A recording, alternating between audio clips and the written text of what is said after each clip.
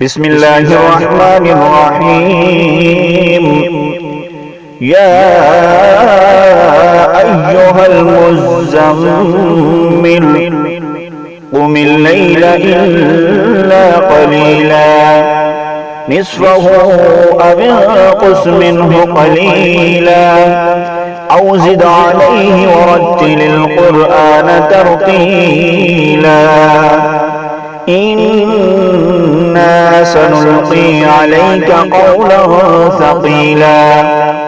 إن ناشئة الليل هي أشد وطئا وأقوم قيلا إن لك في النهار سبحا طويلا واذكر اسم ربك وتبتل إليه تبتيلا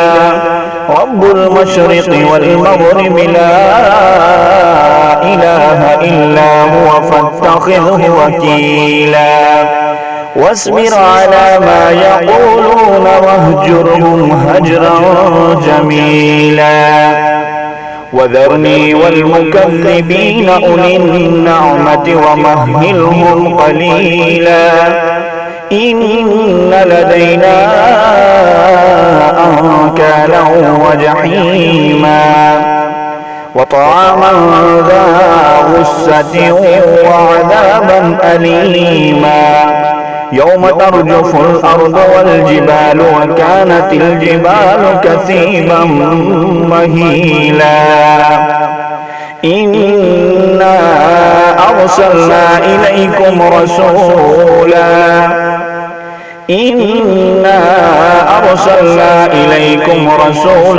شاهدا عليكم كما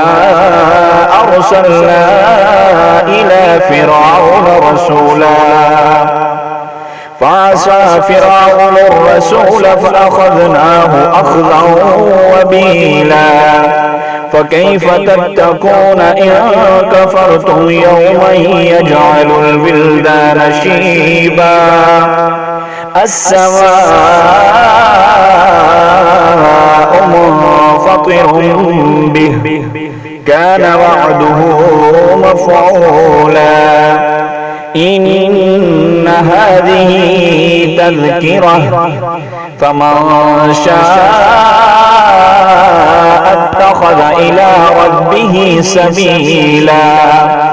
إن ربك يعلم أنك تقوم أدنى من ثلثي الليل ونصفه وثلثه وطائفة من الذين معك والله يقدر الليل والنهار علم أن لن تحصوه فتاب عليكم فاقرؤوا ما تيسر من القرآن علم أن سيكون منكم مرضى وآخرون يضربون في الأرض يبتغون من فضل الله وآخرون يقاتلون في سبيل الله